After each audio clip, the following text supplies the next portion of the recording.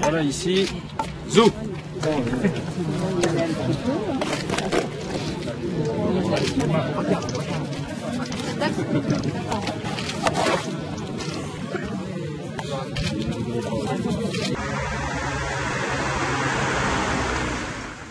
C'est certainement le plus gros projet, le chantier de plus grosse ampleur de Coalia depuis de nombreuses années. C'était quand même la résorption d'un foyer de 550 lits, répartis à peu près en 150 chambres, donc des chambres à lits multiples, en 355 studios indépendants. Tout en travaillant dans un milieu occupé, c'est-à-dire que les gens n'ont pas été délocalisés, sont restés sur place, et le chantier s'est fait en trois phases. Alors, qui veut un ruban? Ça porte bonheur au bâtiment. Voilà. C'est au nom de l'ensemble des équipes de Coalia qui ont contribué à la réalisation de ce beau projet que je vous accueille aujourd'hui dans cette toute nouvelle résidence sociale Alsace-Lorraine.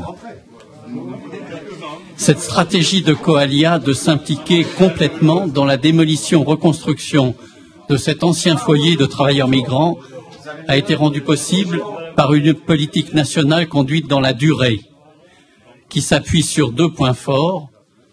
D'une part, le plan de traitement des foyers de travailleurs migrants qui a été décidé par une convention signée en 1997 entre l'État et l'Union d'économie sociale pour le logement, aujourd'hui Action Logement, et prorogé dernièrement jusqu'à la fin de l'année.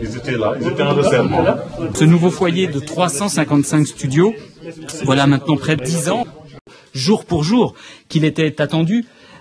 Mais 10 ans, c'est à la fois la durée nécessaire pour parvenir à un projet de cette qualité, mais c'est bien sûr long à l'échelle de la vie d'un certain nombre de résidents. Ce nouveau foyer, eh bien, il permet de loger dans de meilleures conditions, dans le respect des normes de confort, d'hygiène, de sécurité.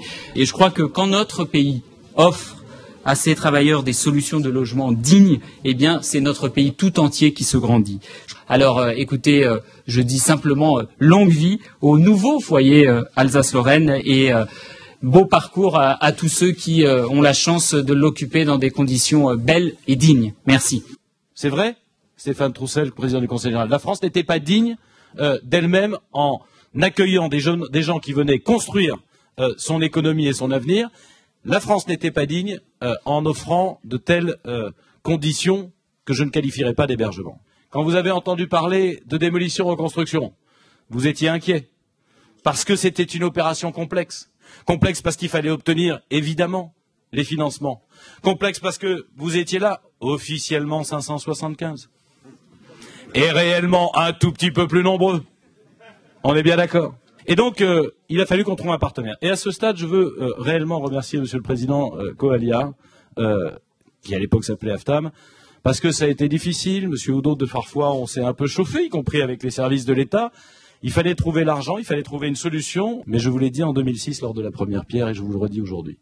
De ces 13 ans que j'aurais passé à la tête de la mairie, en réalité, c'est sans doute la chose dont je serais le plus fier. Parce que le gamin qui passait, qui avait honte de son pays, en vous regardant maintenant, il est fier de la République. Merci beaucoup. Permettez-moi de vous dire, moi aussi, deux mots. D'abord, pour remercier Jean-Christophe Lagarde pour cette invitation. Parce qu'il a raison de le dire. Il a raison de dire que c'est un cadeau pour chacune et chacun d'entre nous d'être ici.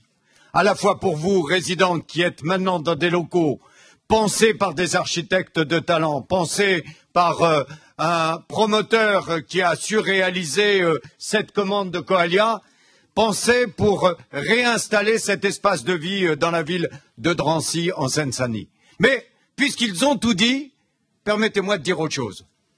Ici, nous sommes en train, finalement, de célébrer une partie de notre histoire commune du XXe siècle et du début du XXe siècle. Et nous, en Seine-Saint-Denis, parce que nous sommes un département de toutes les couleurs, nous sommes une démonstration face au discours populiste et d'extrême droite que l'on peut vivre ensemble,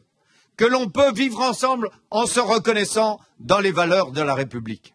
En vous accueillant et en étant à vos côtés aujourd'hui, c'est pas simplement, excusez-moi Monsieur le Président, la réalisation de ce nouvel équipement que nous célébrons, mais nous célébrons une manifestation supplémentaire en Seine-Saint-Denis, en France, de ce que peuvent être les valeurs de la République. Vive la Seine-Saint-Denis, vive Drancy et vive la France.